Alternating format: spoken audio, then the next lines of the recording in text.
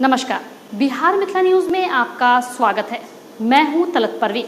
विगत कई माह से देख रहे हैं कि मरीज आजकल सही विशेषज्ञ नहीं मिलने की वजह से दर की ठोकरें खा रहे हैं, बल्कि उनकी बीमारी और भी गंभीर हो रही है। आज ऐसे ही विषय पर हमारे साथ आज मौजूद हैं हमारे editor in chief Manoj ji.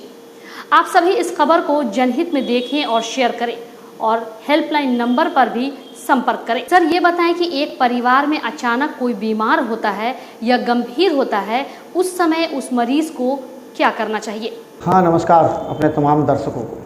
Talat, आपने बहुत सटीक प्रश्न पूछा है। सवाल ये नहीं है कि आखिर जो भगवान के दूसरे रूप कहे जाने वाले डॉक्टर हैं उनकी भूमिका क्या है। सवाल ये है कि अगर कोई भी व्यक्ति, हर घर में कोई ना कोई बीमार कभी न कभी होता ही है, जरा गौर कीजिएगा इस बात को। लेकिन सबसे बड़ी गलती ये होती है कि हम तत्काल जब कोई बीमार होता है उस समय हम सक्रिय होते हैं, 5 जगह फ़ोन लगा करके पूछते हैं कि इस तरह है, क्या किया जाए। लेकिन हर व्यक्ति, हर परिवार में इस बात का पहले से ही आप पूरी तरह तैयार रखें, क्योंकि इस बात को सभी जानते हैं कि कभी न कभी किसी के घर में कोई न कोई कभी गंभीर या कभी बीमार पड़ सकता है। तो उस समय अगर आप ढूंढेंगे किसी डॉक्टर की या सही परामर्श लेंगे तो आप धोखा खा सकते हैं और उस समय आपके मरीज और गंभीर होते चले जाएंगे।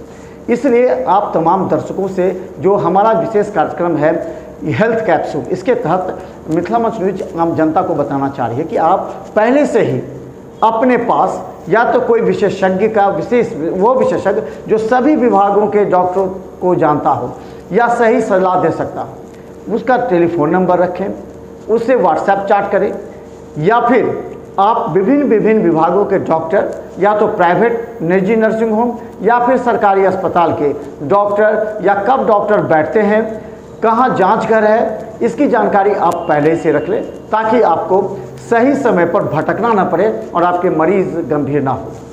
सही विशेषज्ञ बीमारी के लिए समय पर उपलब्ध न हो या सही जानकारी मरीज या परिजन को न हो, उस परिस्थिति में क्या करना चाहिए?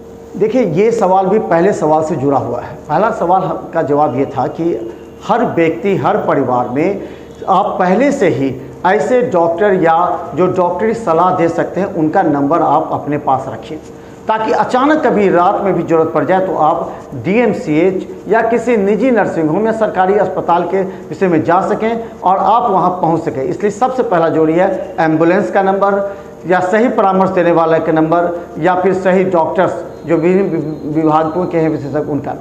अब दूसरा सवाल आपने जो पूछा वो भी काफ़ी इसी से जुड़ा हुआ है। हम ये देखते हैं कि आदमी अचानक बीमार हो जाता है तो वो अगर डायबिटिक है तो वो सीधा फिजिशियन से चला जाता है, अगर ऑर्थोपेडिक से संबंधित जुड़ा हुआ है तो वो सर्जरी के डॉक्टर से कंसल्ट कर लेता है या उसके कंपाउंडर से कंसल्ट करता है, या फिर ऐसे आदमी जो 10 तरह के डॉक्टर को जानते हैं और अपने स्वार्थ के हिसाब से काम करते हैं।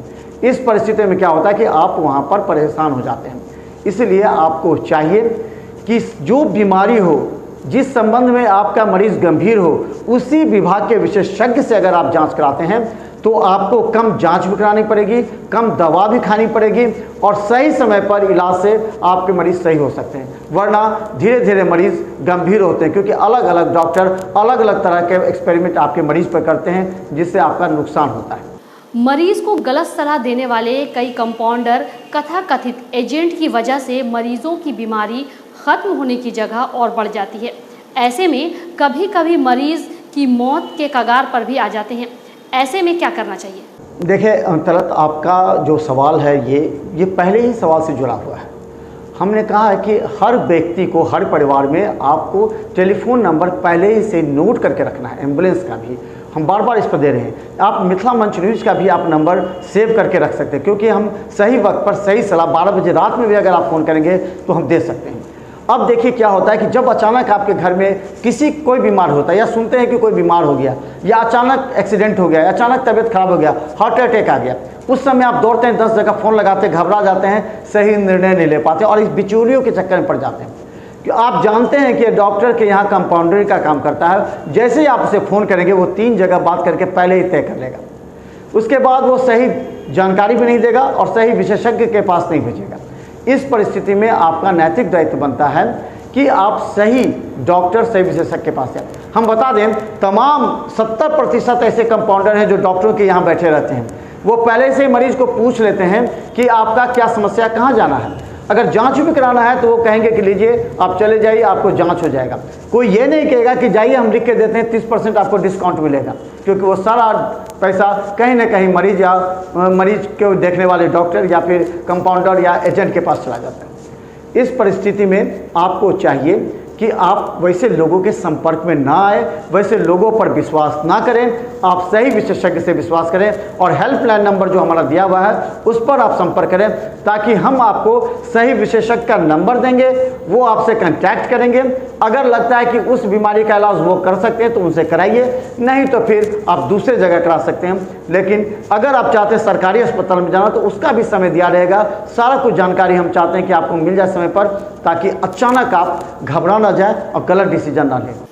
प्रायः देखा जाता है कि दरभंगा में 70% ऐसे डॉक्टर हैं जो विशेषज्ञ किसी और के हैं और इलाज किसी और बीमारी का करते हैं। इससे मरीजों को क्या समस्या होती है? तो एकदम सटीक प्रश्न है आपका, और ये बात डॉक्टर भी कहते हैं। जरा सोचिए, हम तमाम दर्शकों को कहना चाहते हैं, जरा सोचिए, अगर आपको ऑर्थोपेडिक से संबंधित है तो आप फिजिशियन के पास चले जाते हैं।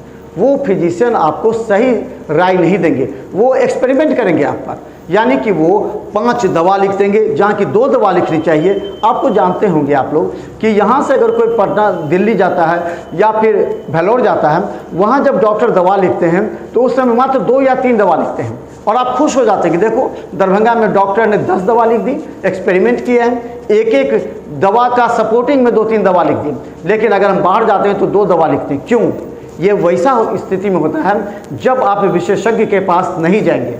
अगर विशेषज्ञ के पास जाएंगे तो आपको सटीक दवा लिखेंगे और सटीक जांच भी, और डॉक्टरों की तरह आपको 10 जांच नहीं करवा देंगे, सीधा कहेंगे मात्र 2 जांच करवा लीजिए और आपका इलाज और दवा आपको लिखी जाएगी।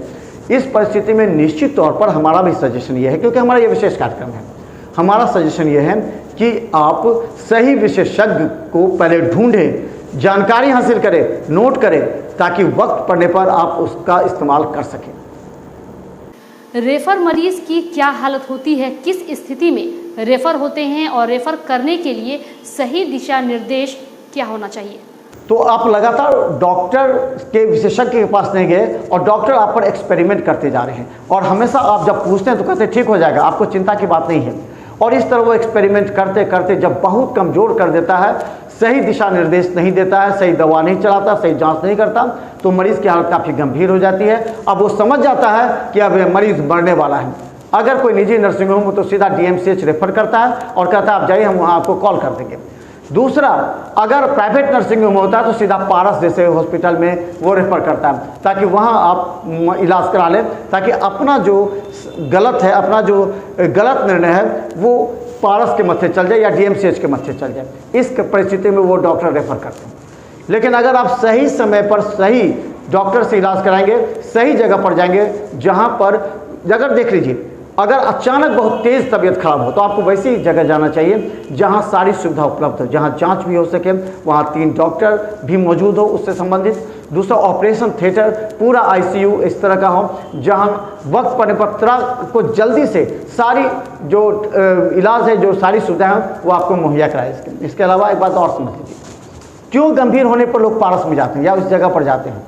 ऐसी परिस्थिति में आपको अवश्य सोचना चाहिए कि वहाँ कुछ तो है। लालू प्रसाद यादव जैसे नेता आज तबीयत खराब होता तो पटना पारस में भी भर्ती हैं, कुछ तो है।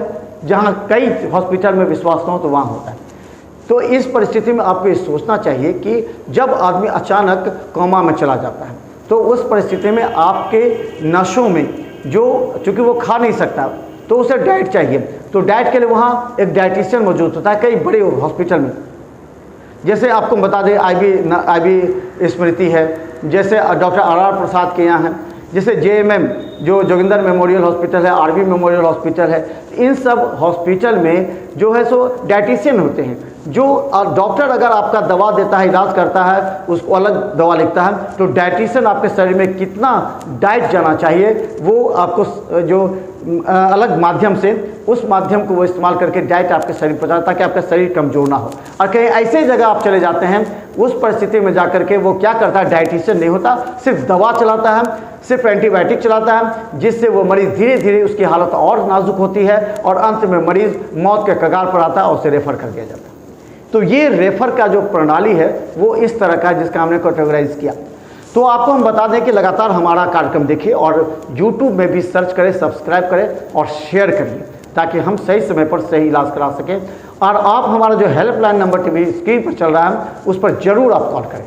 तो धन्यवाद तलत। बिहार मिथिला न्यूज़ जनहित में ऐसे गंभीर मुद्दों को बराबर उठाती रहती है ताकि लोगों को होने वाले गंभीर समस्या से निजात दिलाई जा सके और सही बीमारी का इलाज उसी विभाग के विशेषज्ञ से हो। यह हम बार बार कहते हैं। तो देखें हेल्थ कैप्सूल, क्योंकि इसके ज़रिए हम जन जन तक सही दिशा देना चाहते हैं। अगर इस संबंध में कोई जानकारी लेना हो तो इस हेल्पलाइन नंबर पर अवश्य कॉल करें। धन्यवाद।